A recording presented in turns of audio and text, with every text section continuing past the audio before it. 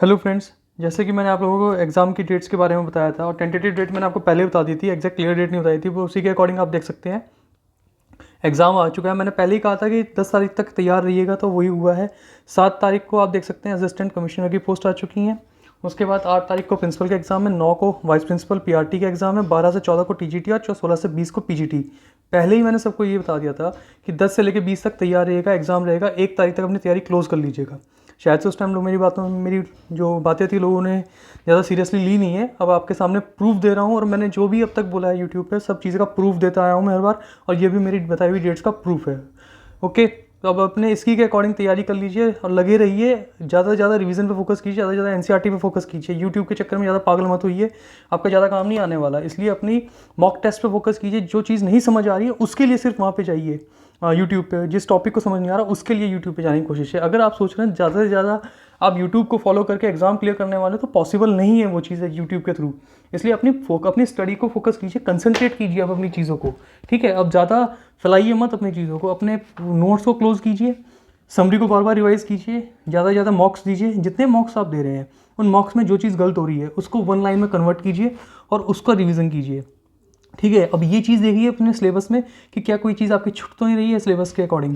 अगर कोई चीज़ छूट रही है तो फटाफट उसको क्लोज कीजिए, करंट क्लोज कीजिए। देखो 7 तारीख का एग्जाम है, तो आप मान के चलिए 15 जनवरी तक का जितना करंट है सब खत्म कर डालिए। ठीक है, और अगर आपको 15 फरवरी तक का करंट नहीं मिल रहा है तो मुझे बताइए, मैं आपको नोट्स प्रोवाइड कर दूँगा, कोई दिक्कत नहीं है। बट अब आपका टाइम क्लोज हो रहा है। मैंने पहले ही बताया था कि 10 तारीख तक एग्जाम हो जाने हैं आपके। 10 तारीख से एग्जाम हो जाएंगे, 10 और 20 के बीच में। सेम एग्जैक्ट डेट्स भी सेम आ चुकी हैं। टेंटेटिव डेट मैं जानबूझ के बोलता हूँ, एग्जैक्ट नहीं बोल सकता, ऑफिशियल इशू हो जाता है। ठीक है, तो इसलिए आप अपनी तैयारी पे फोकस कर दीजिए, स्टिक हो जाइए बिल्कुल। और आपके सामने अब प्रूफ दे चुका हूँ मैं। ठीक है, अब ज़्यादा से ज़्यादा अपने एग्जाम पे दीजिए। और जो आपका एनसीएफ और एनईपी 2020 है, इस पे ज़्यादा फोकस कीजिए। दोनों नए हैं, ठीक है, इन पे ज़्यादा ध्यान देने की ज़रूरत है आपको। इसमें से क्वेश्चन मैक्सिमम बनने वाले हैं, स्पेशली एनईपी में से तो ज़्यादा से ज़्यादा क्वेश्चन बनेंगे आपके। अब रही बात सब्जेक्ट्स की, तो सब्जेक्ट में आप अपने एनसीईआरटी को मत भूलिएगा। जितना जल्दी हो सके एनसीईआरटी का कम से कम 2 रिवीजन तो मिनिमम कर लीजिए अपनी बुक्स का। 2 से 3 रिवीजन एनसीईआरटी।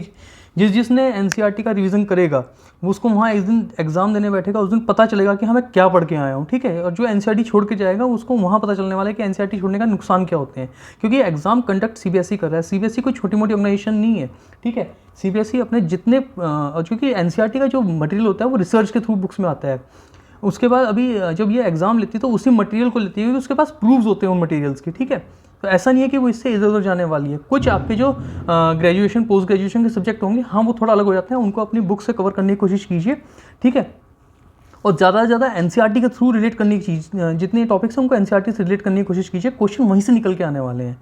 ठीक है, और बाकी आपका अपनी तैयारी में बिल्कुल जुट जाइए। अब ज़्यादा टाइम नहीं है आपके पास। ठीक है, ज़्यादा से ज़्यादा प्रिपरेशन, ज़्यादा से ज़्यादा रिवीजन, और करंट 15 जन तक, 15 मिनट आप अगर सेफ रहना चाहते हैं तो हद से ज़्यादा 20 जन तक करंट कर लीजिए। ठीक है, या फिर हाँ 20 जन बहुत हो जाता है, 20 जन तक का कंप्लीट करंट बिल्कुल उसको रिवाइज कर लीजिए बार बार करके।